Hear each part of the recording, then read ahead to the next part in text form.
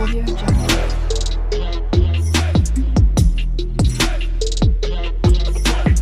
Audio Jungle.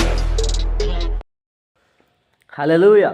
मसीह में प्रिय भाइयों और बहनों, एक्सपोजिटरी बाइबल स्टडी में आप सबों का एक बार फिर से भरपूर स्वागत है। मैं आशा करता हूं कि आप सभी लोग जहां भी होंगे ठीक होंगे और मैं आशा रखता हूं कि प्रभु की दया, प्रभु की सुरक्षा आप सबों के ऊपर होगी। अगर आप मेरे चैनल में नए हैं तो मेरे चैनल को लाइक, शेयर और साथ ही साथ सब्सक्राइब कर दें और नोटिफिकेशन बेल को भी दबा दें, ताकि अगर आगे कोई नया वीडियो आता है तो उसका नोटिफिकेशन आप सबों के पास सबसे पहले आने पाए। आइए हम आज के स्टडी में जाएंगे और आज का जो हमारे स्टडी का विषय है वो है उत्पत्ति, उसका 2 अध्याय 9 पद से है। उत्पत्ति उसका 2 अध्याय 9 पद से है। जब हम उत्पत्ति उसका 2 अध्याय 9 पद हम लोग वहाँ पर पढ़ते हैं तो हम वहाँ पे जान पाते हैं कि परमेश्वर ने अदन की वाटिका में 2 प्रकार के वृक्षों को लगाया खास कर से। और एक पहला वृक्ष था जो जीवन का वृक्ष था, दूसरा वृक्ष जो था वो भले और बुरे का ज्ञान को देने वाला वृक्ष था। हालांकि अदन की वाटिका में कई सारे वृक्ष थे, लेकिन ये 2 वृक्ष मुख्य रूप से परमेश्वर ने उस अदन की वाटिका में लगाया था। जो एक वृक्ष था वो था जीवन का वृक्ष, दूसरा वृक्ष था भले और बुरे का ज्ञान देने वाला वृक्ष था। अब यहीं से लोगों का सवाल होता है कि यदि परमेश्वर जानता था कि आदम और हवा परमेश्वर की आज्ञा को तोड़ेंगे, परमेश्वर की आज्ञा को नहीं मानेंगे और पाप में गिर जाएंगे, तो फिर क्यों परमेश्वर ने जानबूझ करके इस भले और बुरे का ज्ञान देने वाला वृक्ष को उस अदन की वाटिका में लगाया? क्यों लगाया? क्या कारण था? ऐसे जानबूझ करके परमेश्वर को करना चाहिए था?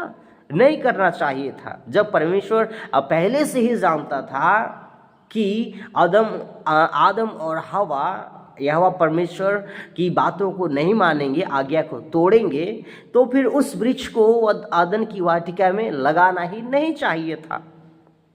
इस तरह के लोग सवाल करते हैं, इस तरह के लोगों के मन में सवाल उठता है और सवाल उठना ये जायज़ है, सवाल वैलिड है। हम नहीं कहते हैं कि ये सवाल वैलिड नहीं है, ये सवाल वैलिड है। इस सवाल का उत्तर जानना ज़रूरी है और सवाल इस तरह का पूछना ज़रूरी है ताकि और हम अच्छी रीति से परमेश्वर की योजना को और साथ ही साथ खुदा को हम अच्छी रीति से जान सके, समझ सके कि उसकी योजना क्या थी। तो आइए आज हम इसी विषय पर चर्चा करेंगे कि आखिर परमेश्वर जानते हुए भी कि आदम और हवा परमेश्वर की आज्ञा को तोड़ेंगे, अदन की वाटिका में भले और बुरे के ज्ञान देने वाला वृक्ष को क्यों लगाया परमेश्वर ने। अब इस सवाल का उत्तर जानने के लिए हमें इस बात को जानना पड़ेगा कि हमारा खुदा जिस पर हम विश्वास करते हैं, परमेश्वर जिस पर हम सभी लोग विश्वास करते हैं, वो परमेश्वर आदिकाल से एक संगति का परमेश्वर है, आदिकाल से ही प्रेम का परमेश्वर है।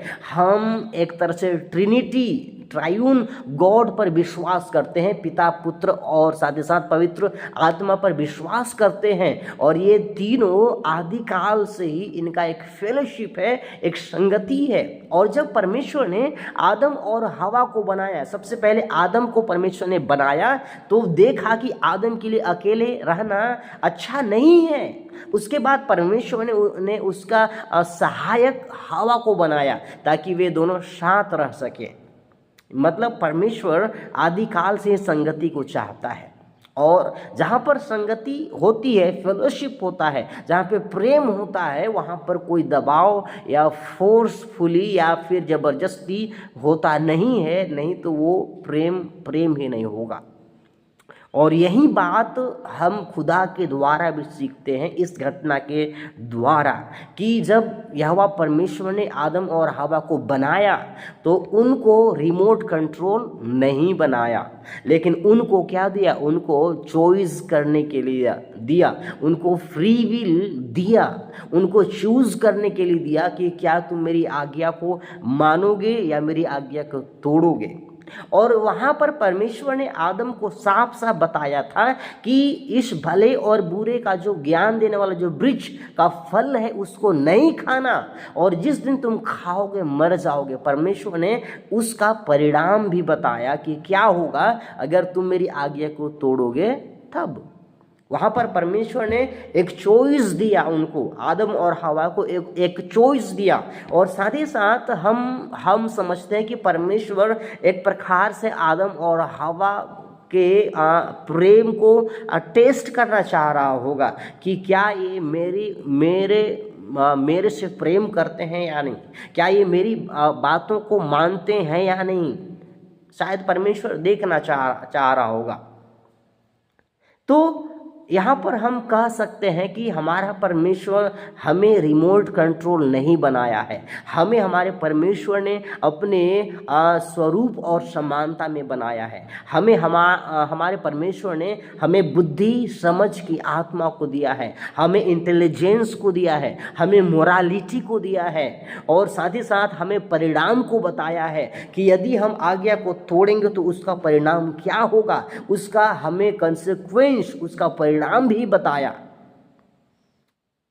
हम सबों को परमेश्वर ने क्या दिया है, फ्री विल दिया है, चॉइस करने के लिए दिया। और यही बात आदम और हवा को भी चॉइस करने के लिए परमेश्वर ने दिया कि ये तुम्हारे लिए मैं जीवन की बात बोलता हूँ, और यदि तुम जीवन के मार्ग पर नहीं चलते हो, तुम मेरी आज्ञा पर नहीं चलते हो, तुम तोड़ोगे तो मृत्यु तुम्हारे जीवन में आएगी।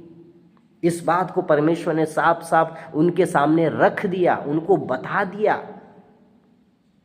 लेकिन होता क्या है, लेकिन आदम और हवा ने वहाँ पर परमेश्वर की आज्ञा को उन्होंने क्या किया, तोड़ा, और उनके तोड़ने से इस दुनिया में पाप आया। और जब पाप आया तो पाप आने के कारण हम लोगों ने क्या किया, हम मनुष्यों ने उस महान परमेश्वर की सुप्रीम प्रेम को हम समझ पाए, और सुप्रीम प्रेम प्रभु यीशु मसीह में प्रकट हुआ कि वो हम पापियों के लिए कलवरी क्रूस पर अपने जीवन को दे दिया, बलिदान कर दिया। मतलब सुप्रीम प्रेम का हम एग्जाम्पल को देख पाते हैं प्रभु यीशु मसीह में, क्योंकि पाप आने के कारण। हालेलुया। और वो प्रेम का अल्टीमेट प्रगटीकरण, पूर्णता हम यीशु मसीह में उस मृत्यु में देखते हैं, कलवरी क्रूस की मृत्यु में देखते हैं, जहाँ पर यीशु मनुष्य के जाति के संपूर्ण पापों को लेकर के कलवरी क्रूस में अपनी जान को देता है। हालेलुया। और इसीलिए प्रेरित पौलुस कुलुस्सियों की पत्री 1:16 में साफ साफ वहाँ पर लिखता है कि जो कुछ भी बनाया गया उसके द्वारा और उसी के लिए बनाया गया। हालेलुया। मतलब जो कुछ भी हुआ वो परमेश्वर की योजना के अनुसार हुआ। परमेश्वर जानता था कि मनुष्य पाप में गिरेगा। परमेश्वर के जो जन है, जो आदम है, वो मेरी आज्ञा को तोड़ेगा, पाप में गिरेगा, लेकिन मैं फिर भी उसके लिए समाधान निकालूंगा, उसे मैं छुड़ाऊंगा, उसे मैं बचाऊंगा। परमेश्वर ने सबसे पहले समाधान कर चुका था।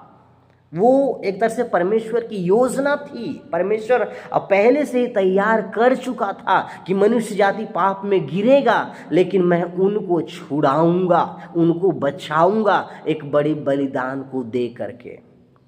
हालेलुया। हम सोच करके हम देख सकते हैं एक मिनट कि यदि शुरू में हमारा परमेश्वर केवल गुड को ही बनाया होता, केवल अच्छाई को ही बनाया होता, तो क्या होता? हम बुराई को जानते ही नहीं, हम बुराई को जानते ही नहीं, और हम इस बात को भी नहीं जानते कि हमें क्या क्या कमियां हैं, क्या क्या हमें खूबियां हैं, इस बात को हम जानते नहीं। और अगर केवल बुराई होता केवल बुराई ही होता तो हम अच्छाई को भी जानते नहीं। इसलिए ये बातें हमारे लिए बेस्ट थी कि हमें चूज करने के लिए परमेश्वर फ्री विल दे, और उसको चूज करने के लिए परमेश्वर ने हमें अपने स्वरूप और समानता में बनाया, हमें अपने बुद्धि को दिया, हमें अपने समझ को दिया, हमें अपने ज्ञान की आत्मा को दिया, ताकि हम भले और बुरे को हम देख सकें, डिसर्न कर सकें, परख सकें, और जो हमारे लिए सही है उसको हम चुन सकें। इसलिए परमेश्वर ने आदम और हवा के ऊपर छोड़ दिया, उनको कंसेक्वेंस बता दिया कि अगर तुम मेरी आज्ञा को तोड़ोगे तो उसका परिणाम क्या होगा, और यदि तुम मेरी आज्ञा को मानोगे तो उसका परिणाम क्या होगा।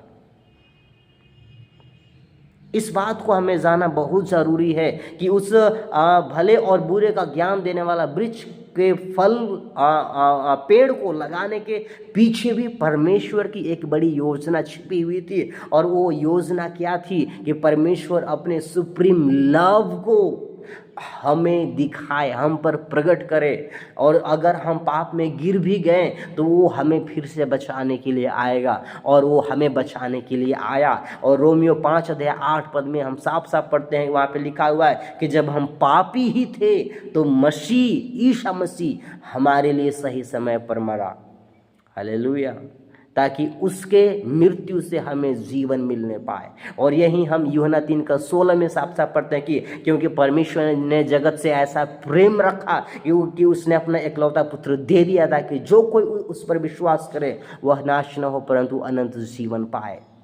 ये परमेश्वर की योजना थी उस भले और बुरे का ज्ञान देने वाले वृक्ष के लगाने के पीछे, कि परमेश्वर अपने अल्टीमेट सुप्रीम लव को हम पापी मनुष्यों के ऊपर भी दिखाने पाए। ये एक तरह से प्री प्लान्ड योजना थी परमेश्वर का।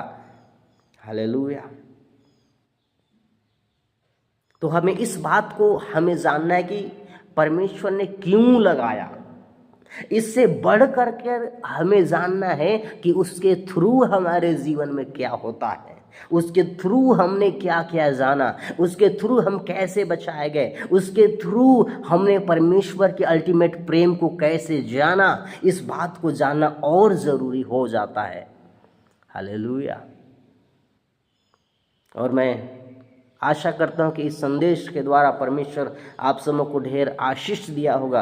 अगर ये वीडियो आप सबों को पसंद आया होगा तो वीडियो को लाइक, शेयर और सब्सक्राइब करें, और नोटिफिकेशन बेल को भी दबा दें, ताकि आगे कोई अगर वीडियो आता है तो उसका जानकारी आप लोगों तक पहले आने पाए।